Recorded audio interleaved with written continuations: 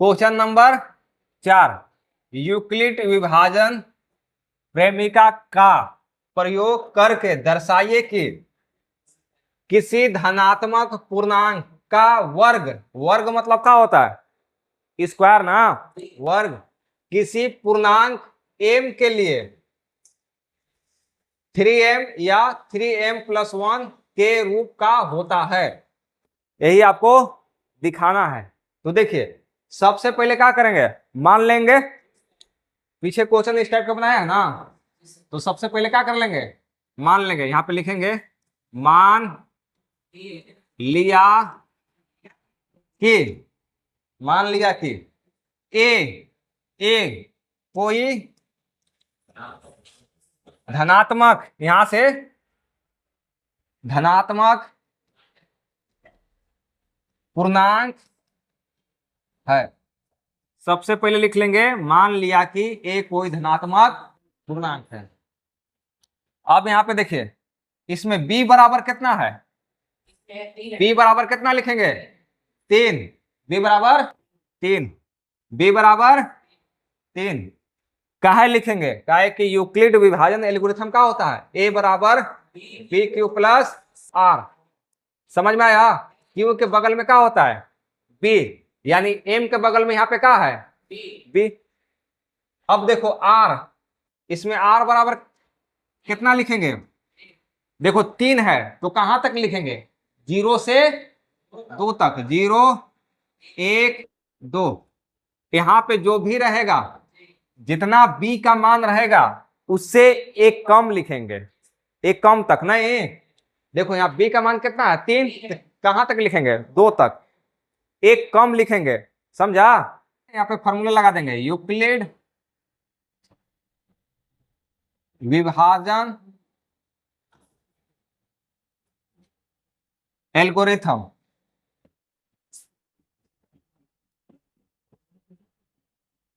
ये क्या फॉर्मूला होता है बताइए, a बराबर b³ प्लस r, इसको मान लेंगे समीकरण 1। और कंडीशन क्या होता है बताइए, 0 से बड़ा होगा r या तो बराबर होगा, लेकिन b से r का हो जाएगा, छोटा हो जाएगा। अब यहाँ पे देखिए, देखो r बराबर एक बार लेंगे 0, यहाँ पे लिखेंगे r बराबर 0, किस में रखेंगे, हाँ समीकरण 1 में रखने पर। अब यहाँ पे देखिए, ध्यान से देखिएगा, देखो समीकरण 1 ही है ना, है, इसमें मान भर देंगे। देखो a के जगह पर कुछ नहीं है, b के जगह पर कितना है 3, और q का q प्लस r के जगह पर देखो कितना रखे हैं शुरू में 0, तो a बराबर कितना मिलेगा 3q मिलेगा, 3q मिलेगा कि नहीं मिलेगा, मिलेगा। लेकिन अब यहाँ पे क्वेश्चन में देखिए, ध्यान से देखिएगा, क्या करना है, यहाँ पे देखिए वर्ग करना है, क्या करना है वर्ग। तो हम क्या करेंगे, इधर भी वर्ग कर देंगे और इधर भी वर्ग कर देंगे, दोनों तरफ क्या कर देंगे वर्ग। यहां भी कर देंगे वर्ग, मतलब स्क्वायर दे देंगे, और इसका भी स्क्वायर दे देंगे। समझ में आ गया। अगर लिखना होगा तो ब्रैकेट में क्या लिखेगा, दोनों तरफ क्या करने पर, वर्ग करने पर लिखना होगा तो लिख सकते हैं। अब यहां पे देखिए, ए स्क्वायर का ए स्क्वायर लिखेंगे, फिर बराबर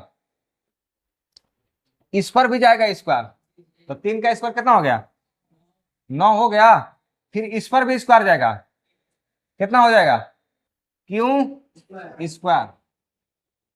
अब यहां पे देखिए ए स्क्वायर बराबर, इसमें से क्या निकालेंगे कॉमन, 3 कॉमन निकालेंगे। देखो काहे 3 निकालेंगे, काहे कि देखो यहाँ पे क्वेश्चन में 3 ने दिया है, 3m या तो 3m+1 के रूप में लिखना है, इसलिए 9 में से क्या निकाल लेंगे 3 कॉमन निकाल लेंगे। तो कॉमन मतलब होता है का, जो कॉमन निकाला है ना उसी से इसमें भागा दे देंगे, तो 3/9 कितना बार में 3 बार में, 3 बार में हुआ, और क्या बच जाएगा क्यू स्क्वायर। बचेगा कि नहीं बचेगा? बचेगा। अब यहां से देखो ए स्क्वायर बराबर 3 लिख लेंगे। अब इसके जगह पे क्या मान लेंगे? m। क्या कि क्वेश्चन में क्या दिया था? 3m, या तो 3m प्लस 1 के रूप में दिखाना है ना। तो इसके जगह पे 3q के जगह पर हम लोग क्या मान लेंगे? m। क्या मानेंगे? m। और यहाँ ब्रैकेट में लिख देंगे क्या कि 3q के जगह पर हम लोग क्या लिए हैं? m। समझ में आ गया? अब यहाँ पे देखो क्या हो जाएगा? ए स्क्वायर बराबर 3m। एगो मिल ना गया।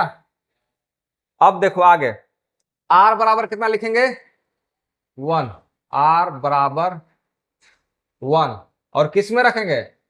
समीकरण 1 में। समीकरण 1 में देखो एक ये ही ना है आपका a बराबर B Q plus r।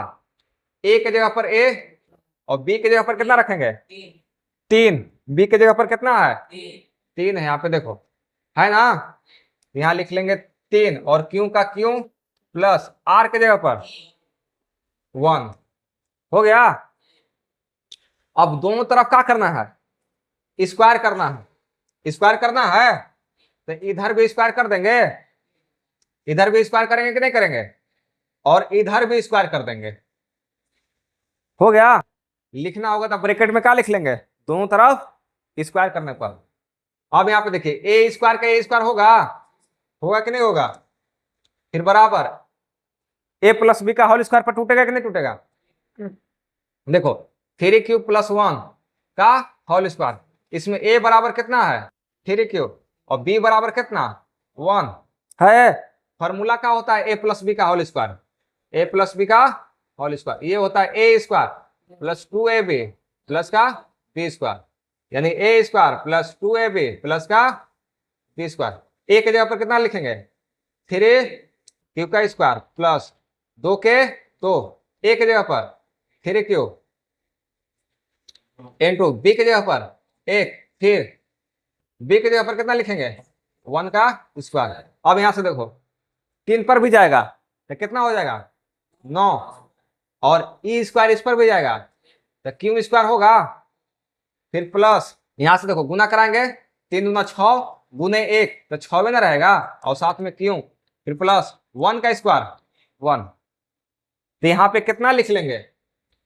9 Q square plus 6q plus 1। समझ में आ गया? अब यहां से देखो क्या करेंगे? ए स्क्वायर का ए स्क्वायर लिखेंगे, फिर बराबर इसमें से क्या करेंगे? कॉमन निकाल देंगे।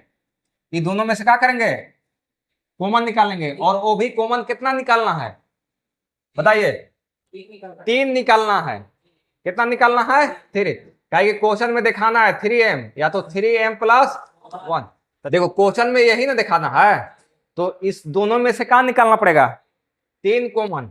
और क्यों कॉमन नहीं निकालेंगे? काहे नहीं निकालेंगे? क्या कि क्वेश्चन में दिखाना ही नहीं है क्यों, उसको तो दिखाना है m के रूप में ना, तो इसलिए केवल 3 निकालेंगे। अब यहाँ देखो 3 से भागा देगा 3 और क्यू स्क्वायर का क्यू स्क्वायर, फिर प्लस 3 से भागा दो 2 और क्यू का क्यू, और यहां से क्या बच गया? प्लस 1। यही दो को में से कॉमन निकालेंगे। अब यहाँ पे देखो ए स्क्वायर बराबर 3 और ये सब के जगह पे कितना लिख देंगे? m। यहां लिख देंगे m और प्लस यहाँ 1।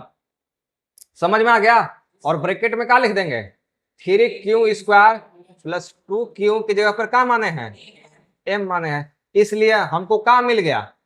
3m प्लस 1 मिल गया। आया समझ में? अब क्या करेंगे? r बराबर कितना रखेंगे? 2।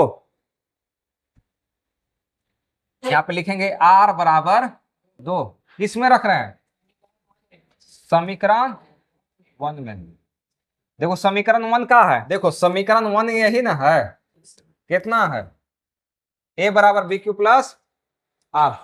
देखो a का a लिखेंगे बराबर b के जगह पर 3 और q का q प्लस r के जगह पर 2। अब क्या करेंगे बताइए? दोनों तरफ क्या कर देंगे? स्क्वायर कर देंगे। करेंगे तो इस पर भी स्क्वायर लिखेंगे और इसका होल स्क्वायर। हो गया कि नहीं हो गया? अब यहां से क्या लिखेंगे बताइए? ए स्क्वायर फिर बराबर ए प्लस बी का होल स्क्वायर पर टूटेगा तो हम डायरेक्ट लिख दे रहे हैं। देखिए पहला के स्क्वायर कितना हो जाएगा? 9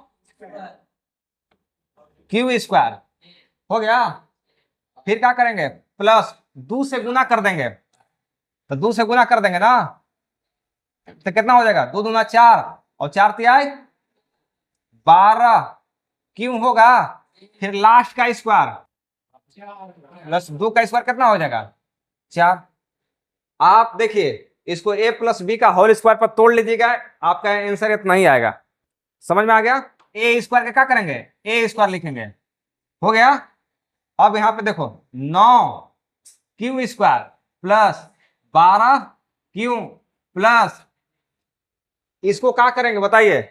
इसको देखो ये 4 है ना, तो 4 को क्या करेंगे? 3 प्लस 1 में तोड़ेंगे। काहे तोड़ेंगे? काहे कि क्वेश्चन में उसको क्या चाहिए? 3m या तो 3m प्लस 1 इस रूप में चाहिए ना, इसलिए 4 के क्या करेंगे? 3 प्लस 1 में तोड़ लेंगे। अब क्या करेंगे? ये तीनों में से कॉमन निकाल देंगे। यहां पे देखिए ऊपर देखिए बढ़िया से, ए स्क्वायर बराबर 3 कॉमन निकल जाएगा और सब में से 3 कॉमन निकालिएगा, तो देखो 3 कॉमन निकलेगा तो इसे भागा देंगे तो 3 क्यू स्क्वायर होगा, फिर प्लस, फिर इससे भागा दो 4 क्यू, फिर प्लस, फिर 3 में 3 से भागा दो 1, क्या बच गया इधर? प्लस 1। समझ में आ गया? अब यहां से देखो ए स्क्वायर बराबर 3, इसके जगह पर क्या रख लेंगे? m, और इधर से क्या मिल जाएगा? प्लस 1, और यहाँ ब्रैकेट में क्या लिख देंगे कि 3 Q square plus 4 Q plus 1 के जगह पे क्या रखे हैं? m। अब यहां से देखो ए स्क्वायर बराबर 3m प्लस 1 मिला ना। अब जो क्वेश्चन में दिया है ना, देखो ध्यान से देखना, समझ में आ गया ना? अब क्या करना, यहां से देखो किसी धनात्मक पूर्णांक का वर्ग किसी पूर्णांक m के लिए 3m या तो 3m प्लस 1 के रूप का होता है। यहां से लेकर कहां तक लिखना है? यहां तक आपको लिख देना है, बाकी हो गया। क्या लिखिएगा? धनात्मक पूर्णांक का वर्ग किसी पूर्णांक के लिए m के लिए